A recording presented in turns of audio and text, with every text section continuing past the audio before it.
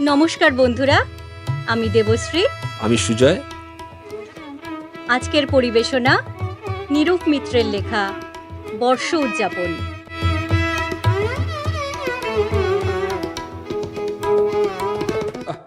শুনছো শুনছো কোথায় গেলে? কি হলো কি? স্কুল থেকে ফিরতে না ফিরতেই এত হাঁক ডাক কিসের? বাঁচতে দেবে না, বুঝলে? এরা আমাকে বাঁচতে দেবে না। কারা বাঁচতে দেবে না? এই আমাদের স্কুলের ছোকরা কলিগগুলো আমাকে বলছে এমন দেদার টিউশনি করি নাকি আমি সমাজের ক্ষতি করছি। কই, কটা টিউশনি করো? এই একটা ব্যাচে 10 জন করে, মাত্র তো 14টা ব্যাচে সারাদিন পড়াও। এত বড় ছাত্র সমাজের মাত্র 140 জনকে তুমি সাহায্য করতেই পারো? এই এই এই কথাটাই তো আমি বোঝাতে পারছি না যে আমি সমাজের সাহায্য করছি। ওরা বলছে আমি নাকি গরু দুইবার মতো সমাজকে দুইয়ে নিচ্ছি। তা দুইয়ে না নিলে তোমার এই কসবার বাড়িটা হতো? বলো, হতো না? তাছাড়া এই পচা গলা সমাজের ব্যবস্থাটাকে ভেঙে ফেলতে গেলে দুয়ে দুয়ে ছিবড়ে করে দেওয়া ছাড়া কোনো পথ আছে? বটেই তো। তুমি যে মনে প্রাণে বিপ্লবী, এটা বোঝার মতো তোমার সহকর্মীদের বুদ্ধিই নেই। আমাকে সামাজিক কর্তব্য শেখাচ্ছে। কোন কর্তব্যটা করিনি? আন্তর্জাতিক নারী বর্ষে তোমাকে বিয়ে করে একটা নারীকে উদ্ধার করিনি? অবশ্য মোটা টাকা পণ নিয়েই বিয়ে করেছিলে। বিয়ে করেছিলাম তো।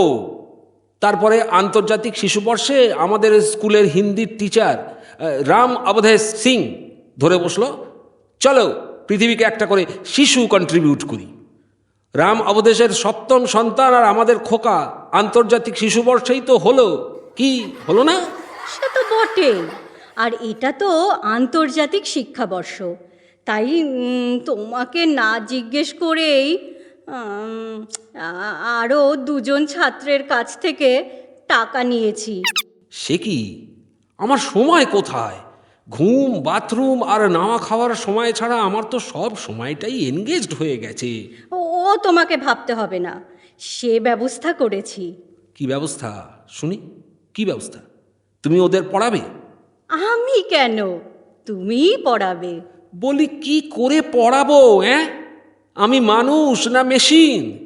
আহা, জানি না গো, তোমার একটু কষ্ট হবে, কিন্তু আন্তর্জাতিক শিক্ষাবর্ষে কটা বাড়তি ছেলেকে সাহায্য না করলে লোকে বলবে তুমি সমাজ সচেতন নাও।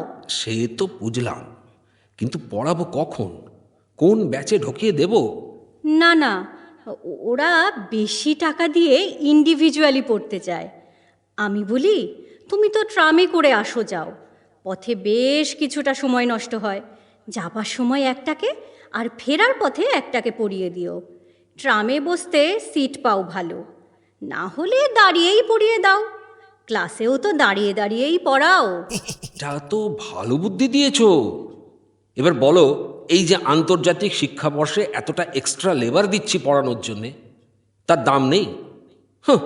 আমাকে বলে কিনা অ্যান্টি সোশ্যাল। যত সব।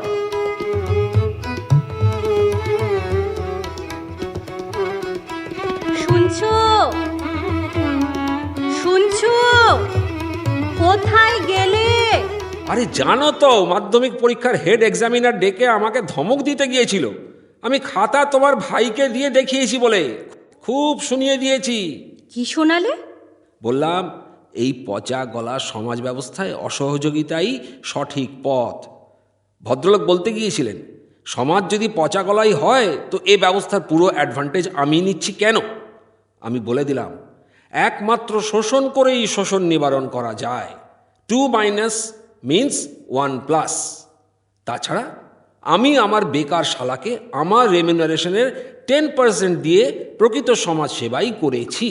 একেবারে থোঁতামুখ ভোতা করে দিয়েছ। ঠিক হয়েছে।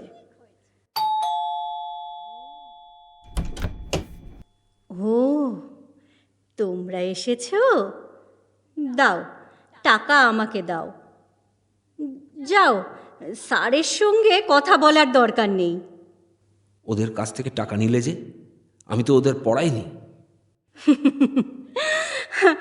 গত 2 মাস ধরে ওরা তোমার কাছেই পড়ে যাচ্ছে।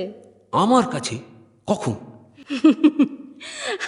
তোমার ছাত্র পড়িয়ে পড়িয়ে এমন হয়েছে যে ঘুমিয়ে ঘুমিয়েও তুমি নোট বলে যাও। ওরা মাঝরাত্রিরে পাশে বসে তা টুকে নিয়ে যায়। আন্তর্জাতিক শিক্ষাবর্ষে শোবার ঘরেও ছাত্র ঢুকিয়েছি বলে রাগ করো না গো। আরে রাগ করব কেন? আহাম্মকগুলোকে শুধু বলে দিও কেমন করে সারা দিন রাত সমাজ সেবায় কাটাচ্ছি। আমাকে বলে অ্যান্টি সোশ্যাল। শয়তান কোথাকার।